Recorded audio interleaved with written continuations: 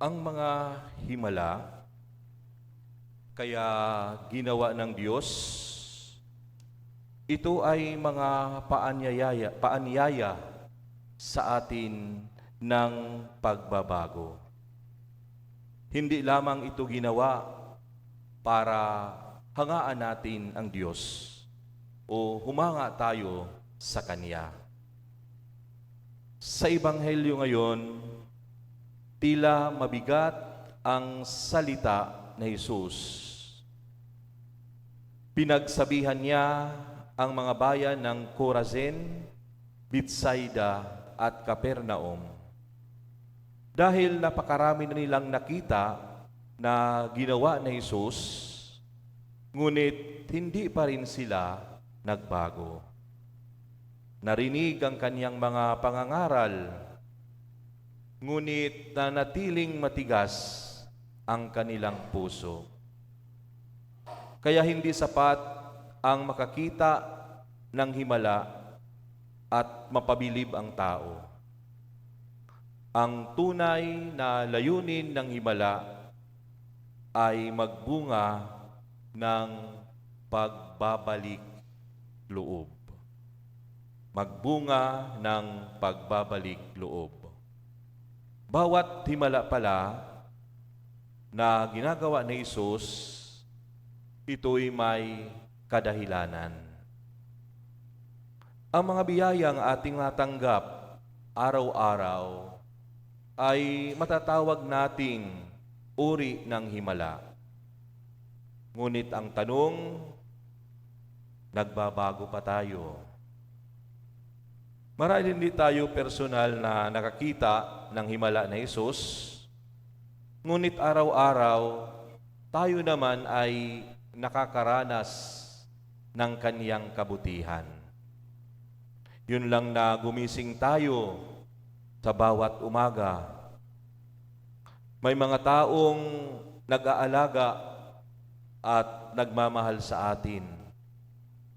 Nakakatanggap tayo ng kapatawaran at mga biyayang kailangan natin sa araw-araw para tayo ay mabuhay. Ngunit minsan, nasasanay na tayo sa biyaya. Parang pangkaraniwan na lang o normal na lang na dumarating sa ating buhay. Hindi na natin binibigyan ng halaga. Parang sinasabi natin sa ating sarili, bukas, ganun pa rin naman ang mangyayari. Ganun pa rin ang darating. Buhay pa rin ako. Kahit hindi ako magdasal, kahit hindi ako magsisi, o kahit hindi ako magsimba. O yung iba, nagsisimba nga, ngunit hindi naman nagbabago. Masama pa rin ang ugali, tsismosa pa rin. Nagdarasal nga, ngunit hirap pa rin magpatawad.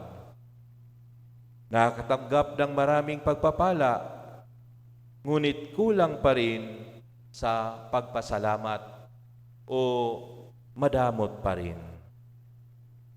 Mga kapatid, dapat alalahanin natin na ang biyaya ng Diyos ay hindi lamang para maging komportable ang buhay natin. Ngunit ito, ginagawa ng Diyos upang baguhin ang ating puso. Mapapansin din natin sa ating Ebanghelyo na hindi pinarusahan ni Jesus ang mga bayang iyon dahil sa kakulangan ng pagkakataon. Sa halip, binigyan sila ng napakaraming pagkakataon. Ngunit hindi nila ito pinahalagahan. Ngunit hindi nila ito binigyan ng importansya. Mga kapatid, minsan, ganito rin tayo. Paulit-ulit tayong tinatawag ng Diyos sa pamamagitan ng kaniyang mga salita, sa pamamagitan ng ating konsensya, sa pamagitan ng mga taong nagmamahal sa atin, sa pamagitan ng mga pagsubok na ating nararanasan. Ang bawat tawag ng Diyos ay pagkakataon sana na tayo ay makapagsimulang muli. Ngunit ano ang ginagawa natin sa mga pagkakataong iyon? Madalas, hindi tayo nakikinig. Hindi tayo sumusunod at binabaliwala. Ayaw nating magsisi. Ayaw nating magbago. Mga kapatid, habang may panahon, huwag sana nating patigasin ang ating mga puso. Ang pinakamagandang tugon sa Diyos ay hindi lamang paghanga sa mga himala na Kanyang ginawa, kundi ang tunay na pagsisisi at pagbabago ng ating buhay. Bilang mga Kristiyano, hindi lamang tayo tinatawag na maging tagapakinig lamang ng salita ng Diyos.